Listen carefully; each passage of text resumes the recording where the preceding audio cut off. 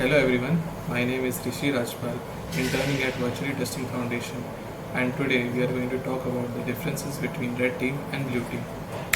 Talking about Red Team first, Red Teams are offensive security experts who specialize in breaking into defenses and assaulting systems. To test the effectiveness of the network security, Red Team simulate attacks against Blue Teams.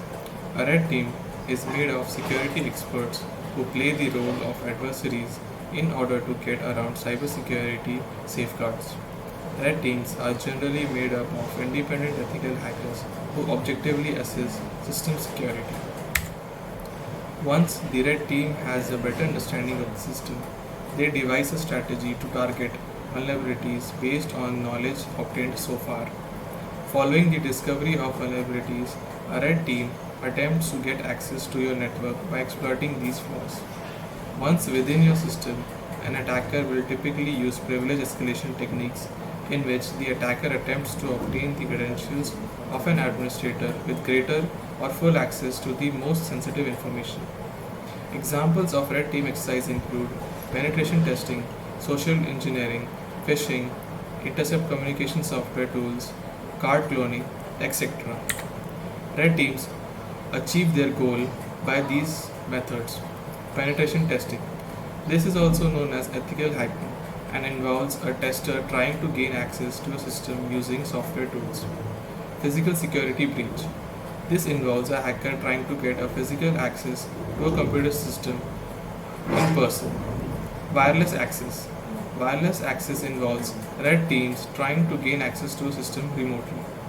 Active Directory exploits. An Active Directory exploit is when a red team utilizes the directory to gain access to domain rights. Email exploits and phishing. These tactics are used to try and get company members to log in to spam websites, give their credentials, and more. Now moving on to blue teams. A blue team is made up of security professionals who have an insider's perspective on the company. Their job is to safeguard the company's most valuable assets from any threats. They are well versed in the company's commercial goals and security strategy. As a result, their mission is to reinforce the castle walls so that no intruders can breach their defenses. The blue team gathers information, notes what needs to be protected, and conducts a risk assessment. They then tighten access to the system in a variety of ways, including implementing stricter password policies and training employees to ensure that they understand and follow security measures. Blue teams are responsible for establishing security measures around an organization's essential assets.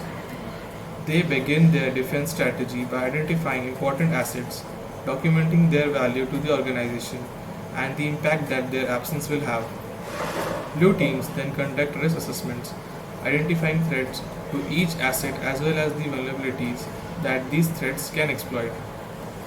The blue team produces an action plan to apply controls that can reduce the impact or possibility of threat materializing against asset by evaluating and prioritizing risk.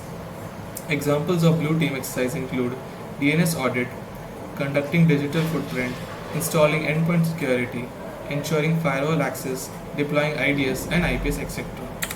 Blue teams achieve their goal by these methods: endpoint protection, logging, which includes collecting, passing, and normalization, NSM event collection, NSM by network layer, continuous security monitoring concepts, CSM event collection, data centralization, events, alerts, anomalies, and incidents.